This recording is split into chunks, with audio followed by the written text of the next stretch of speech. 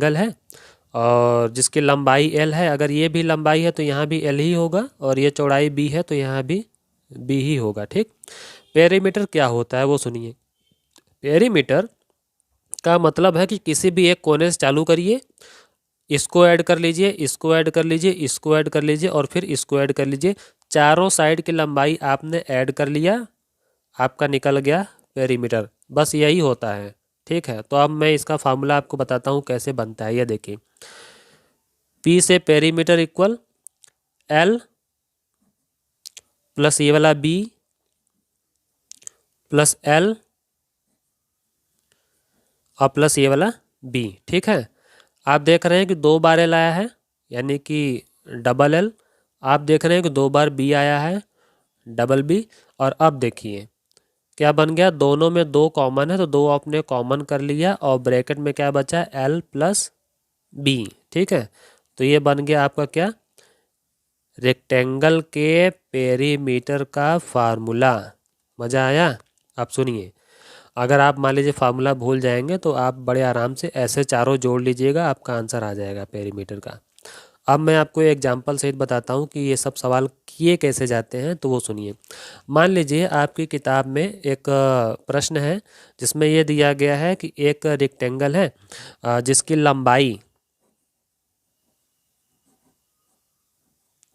लंबाई है 12 सेंटीमीटर और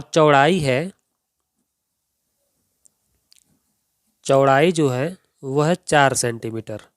ठीक है, तो सवाल ये है कि इसका पेरीमीटर कितना होगा। तो सवाल क्या है, यही आपको फार्मूला लगाना है। P इक्वल ऐसा लिख दीजिए,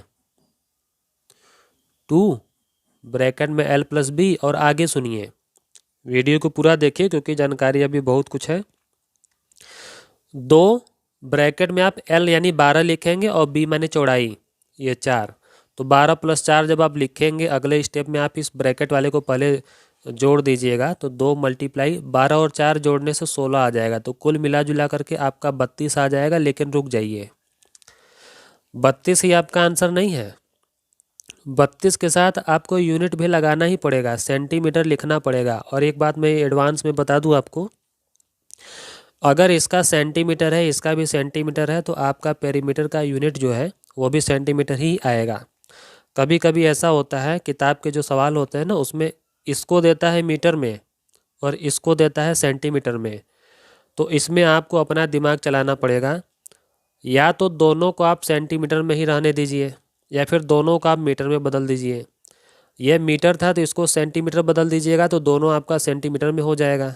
ठीक, और अगर इसको आप मीटर करना चाहते हैं तो मीटर इसको कर दीजिए और इसको मीटर में था तो अपना मीटर हो जाएगा। कुल मिला जुला के मैं ये कहना चाहता हूँ कि लंबाई और चौड़ाई दोनों का यूनिट सेम टू सेम कर लीजिएगा, उसके बाद अपने आंसर का यूनिट भी वही लगा लीजिएगा। ठीक है, इस तरह से।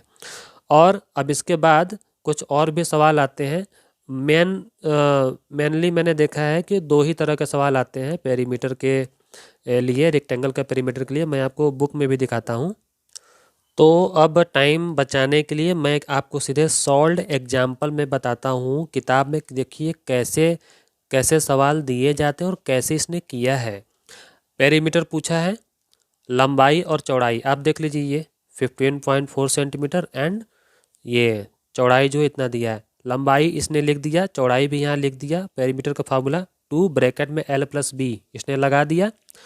यूनिट लिखा हुआ है, यूनिट का मतलब अब जैसे ये भी सेंटीमीटर में वो भी सेंटीमीटर में, तो वो भी क्या काम करेगा, 2 ब्रैकेट में लंबाई और चौड़ाई की वैल्यू लिख करके सेंटीमीटर करके ये सेटिंग करके बना 54 ले आया आंसर। तो इनका पहला सवाल हो गया। ठीक है, ये तो एक आम सवाल था।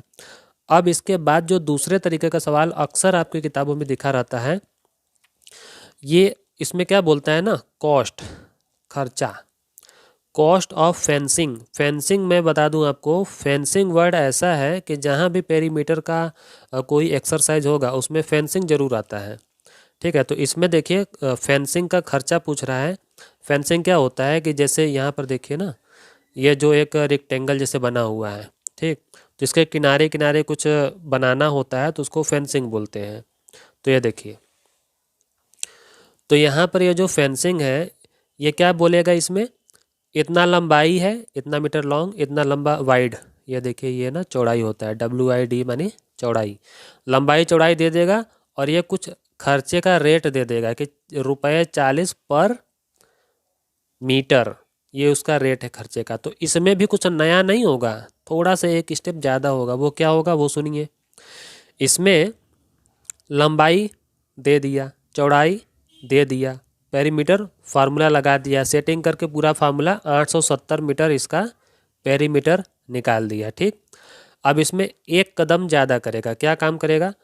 कॉस्ट ऑफ फेंसिंग पर मीटर, ये 40 रुपये लिखा था ना सवाल में, बस पेरीमीटर का और इस रुपये का, इन दोनों का मल्टीप्लाई कर देगा। Total cost of fencing equal multiply करके इतना आंसर ले दिया, निकाल दिया। बस इतना ही होता है। ठीक है, आपका आ गया पूरा खर्चा। तो यही दो तरह से के सवाल ज़्यादा आते हैं और उम्मीद है आपको ये मेरी बात सारी समझ में आई भी होगी। और वीडियो को लाइक कर लीजिएगा और चैनल को ज़रूर सब्सक्राइब कर लीजिएगा। धन्यवाद।